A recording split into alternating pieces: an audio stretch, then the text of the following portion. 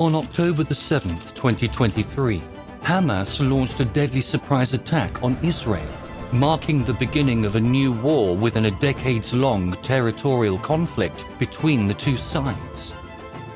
The region has long been disputed between Jews and Arabs, but are either of them wrong to think they have a legitimate claim to this land? In a relationship marred by false promises, war and colonialism, this is how Britain failed Israel and Palestine and laid the groundwork for the world's longest enduring conflict.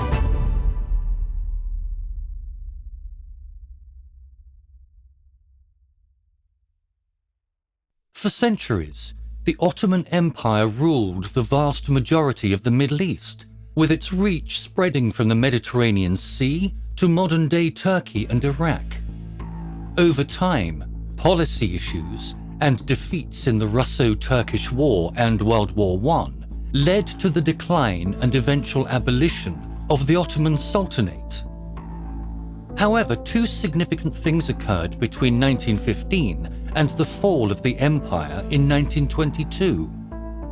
During World War I, Britain agreed to establish a sovereign Arab state in the Middle East in exchange for the support of the Hashemites in the British cause against the Ottomans, an agreement known as the McMahon-Hussein Correspondence. But unbeknownst to the Hashemites, Britain and France had secretly brokered a deal to split the Ottoman territory into separate, authoritative regions.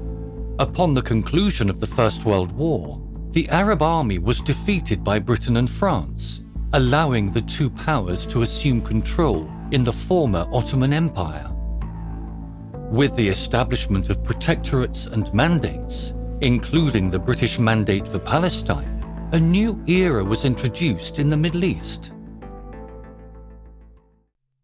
Around the time of the McMahon-Hussein Correspondence, Britain formally issued the Balfour Declaration, a public statement announcing British support for the establishment in Palestine of a national home for the Jewish people.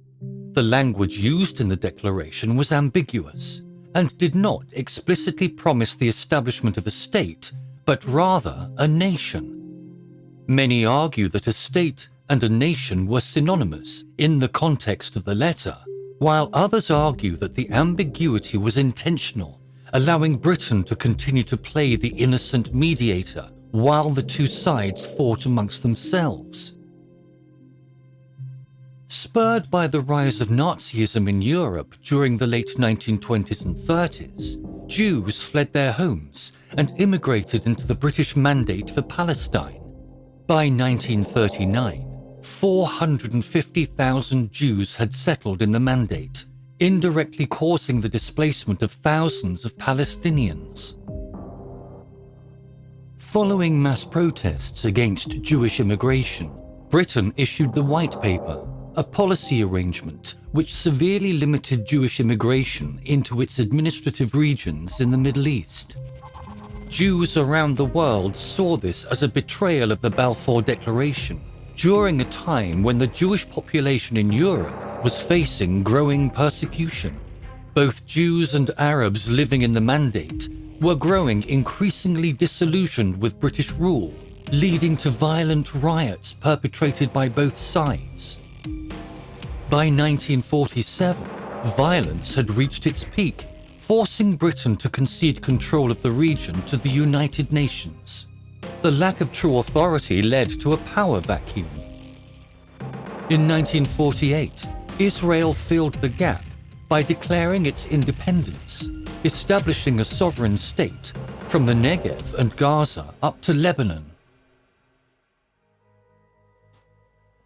Ultimately, Britain failed to facilitate a series of key decisions and a peaceful transfer of power in the region. Through broken promises and negligent policy, Britain's actions as self-appointed leaders in the Middle East shaped the region through instability and conflict, a dynamic which continues to define Jewish-Arab relations to this day.